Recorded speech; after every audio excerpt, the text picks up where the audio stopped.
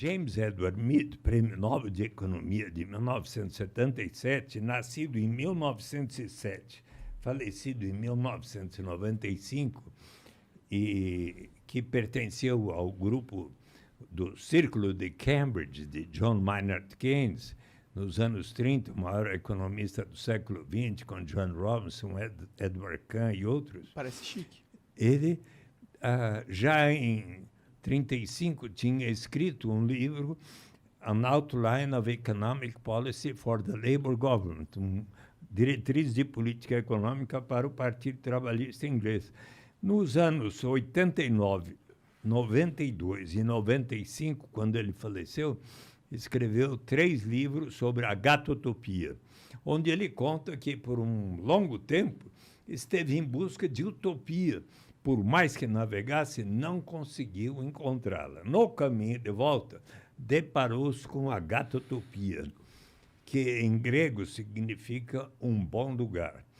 E ali, tornando-se amigo de um economista, este lhe disse, olha, os agatotopianos sabem aonde fica a utopia, mas não vão lhe contar, porque eles têm uma grande diferença com os utopianos, que são seres humanos perfeitos, que construíram um lugar perfeito, enquanto que nós, agatotopianos, somos seres humanos imperfeitos, que cometemos as nossas bobagens e perfídias. Vocês cometem às vezes? Eu não, eu sou o cara que menos comete bobagem aqui do Flow. Olha, eu cometo algumas e várias. Às vezes até perco a minha namorada, depois tem que remover montanhas para reconquistá-la.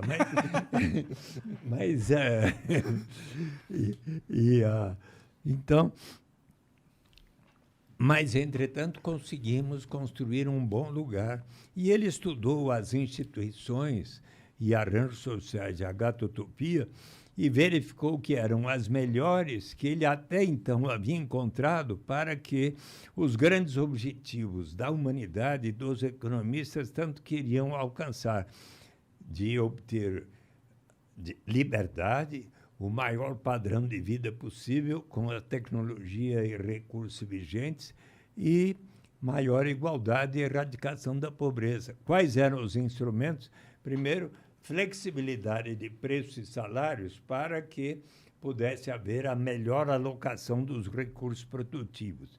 Segundo, muita interação entre trabalho e capital, trabalhadores e empresários, de tal forma que pudessem os trabalhadores serem contratados por cotas de participação nos resultados. Mas se você tem flexibilidade de preços e de salários e cotas de participação nos resultados, e como nesses últimos 6 anos no Brasil vê o decréscimo da remuneração e da participação, daí você precisa de um outro instrumento que é para erradicar a pobreza e maior igualdade, que é a renda básica de cidadania. E no último capítulo de Agatotopia, ele escreve que o importante é você caminhar firmemente na direção do que você quer obter, porque se você quiser obter todas as coisas simultaneamente, aí vem todas as grandes instabilidades políticas que ele assistiu durante a sua vida, a Primeira Grande Guerra Mundial, a Segunda Grande Guerra Mundial, as revoluções comunistas na Rússia, na China, em Cuba, golpes de Estado na África, na Ásia, na América Latina e assim por diante. Então, eu pensei, é de bom senso, aceitei. E, graças a isso, dezembro de 2002, o Senado, por todos os partidos, aprovou.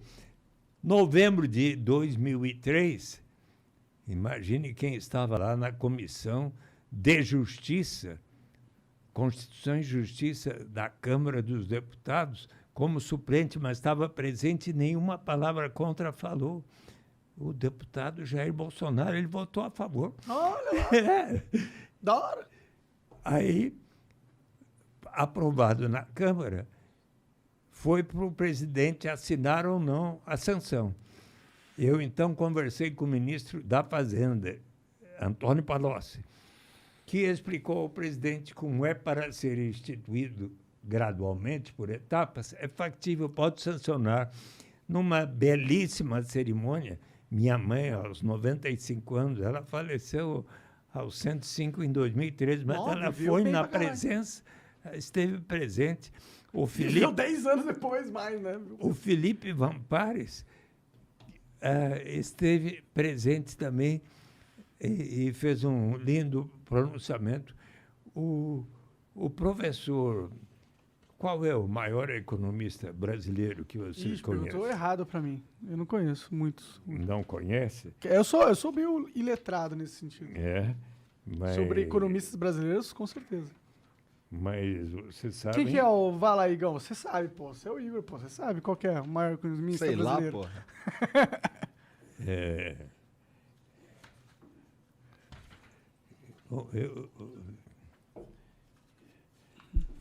justamente naquele dia, o professor Celso Furtado, que se encontrava na Sorbonne, mandou uma mensagem para o presidente Lula, que foi lida na oportunidade, dizendo que o Brasil, que por tanto tempo referido como o país que aboliu a escravidão Tardiamente. tão tardiamente, agora agora está sendo responsável por criar um projeto de melhoria das condições de vida dos brasileiros que é transcendente, e isso vai ser muito positivo. Está aqui, ó. Neste momento em que Vossa Excelência sanciona a Lei da Renda Básica de Cidadania, quero expressar-lhe a minha convicção de que, com essa medida, nosso país coloca-se na vanguarda daqueles que lutam pela construção de uma sociedade mais solidária. Com frequência, o Brasil foi referido como um dos últimos países a abolir o trabalho escravo. Agora, com este ato, que é fruto do civismo e da visão social do senador Eduardo Matarazzo Suplicy, o Brasil será referido como o primeiro que institui um sistema de solidariedade tão abrangente e, ademais, aprovado pelos representantes de seu povo. Eu fiquei... Isso aqui está na carta que eu mandei lá para o Marcelo Aro, para que ele considere, né? Uhum. O que aconteceu? 1994, você falou? 2004. 2004, isso, 2004. Vai fazer 18 anos em janeiro próximo. E aí aprovaram essa lei. Aprovaram a lei virou... e foi sancionada. E aí o que aconteceu depois? Para ser instituída por etapas. O Bolsa Família, instituído em outubro de 2003, naturalmente foi... Eu mesmo disse ao Francelino Pereira como faz o Bolsa Família uma etapa. O auxílio emergencial, durante a pandemia, pode ser vista como uma etapa. E eu imaginava que agora o Auxílio Brasil pudesse ser uma etapa, mas na forma como veio, com tantas ressalvas e não universalidades e tudo, está longe de ser um caminho universal. Mais e mais eu fiquei persuadido de que será melhor nós termos a renda básica incondicional para toda e qualquer pessoa no Brasil. Mas como assim? Até para o monarca? Para o até para o filho do banco, para o Igor, filho do cara para que todo mundo, né? o ricaço, bilionário, para o Pelé, para a Xuxa, para o ministro Paulo Guedes, para o Eduardo Suplicy, para o Eduardo Suplicy e para o Lula, para o Supla, para o Supla, para o mais bem-sucedido empresário brasileiro, sim. Obviamente, os que temos mais, vamos colaborar para que nós próprios e todos os demais venham a receber. Que vantagens há? Posso falar? Pode. Primeiro, eliminamos qualquer burocracia envolvida em se ter que saber quanto cada um ganha no mercado formal, na carteira de trabalho assinado ou em qualquer atividade que façamos. Se uma mãe toma conta das crianças da vizinha, recebe um trocado no dia seguinte, faz uma compra na feira, não precisa dizer. Eliminamos qualquer estigma ou sentimento de vergonha da pessoa precisar dizer, olha, eu só recebo tanto, por isso preciso desta complemento de renda. eliminamos também o chamado fenômeno da dependência que acontece quando se tem um sistema que diz: quem não recebe até certo patamar tem o direito de receber tal complemento. E a pessoa está por decidir: vou ou não iniciar essa atividade que vai me render esse tanto. Mas se eu iniciá-la, receber esse tanto, e aí vem o governo e me retira o que eu estava recebendo naquele programa, eu talvez desisto e entro na armadilha da pobreza ou do desemprego. Mas se todos iniciarmos da renda básica em diante, sempre haverá o estímulo ao progresso. Será mesmo? Será que não vai estimular a ociosidade? Vai para algumas pessoas. É natural que um ou outro... Tipo, eu com 15 anos, se estivesse ganhando uma renda básica universal, eu só ia jogar videogame. Isso é um fato. Pensemos um pouco em nós, seres humanos. Todos nós, mulheres e homens, amamos fazer uma porção de atividades mesmo sem remuneração no mercado.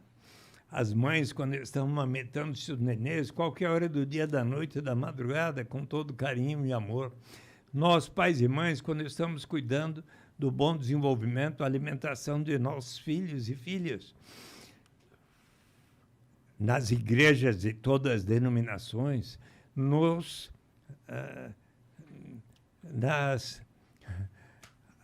ONGs em geral? Nas organizações de bairros, nos centros e diretórios acadêmicos, quantos de nós não realizamos uma série de atividades porque nos sentimos úteis? Pô, tem uns caras que pagam para o clube de futebol só para poder torcer para ele. Na GV eu era presidente do centro acadêmico, né?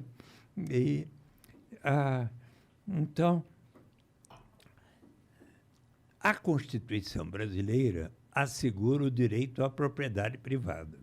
E isso significa que aquela pessoa que detém a propriedade de uma fábrica, de um banco, de uma fazenda, de uma loja, de um restaurante, de títulos financeiros, de propriedades imobiliárias, esta pessoa tem o direito de receber os rendimentos do capital na forma de lucros, juros, aluguéis.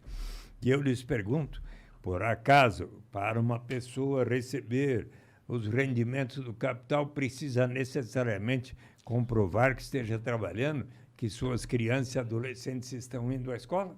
Não.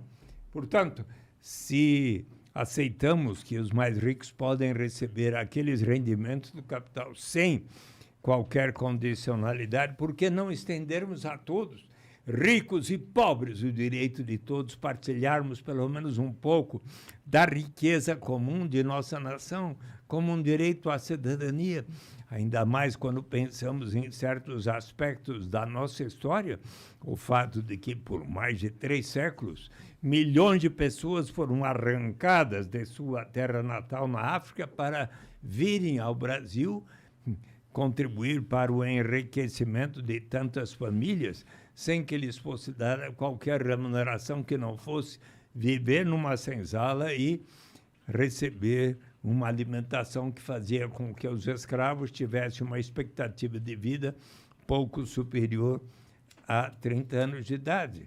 Então, é uma questão de bom senso.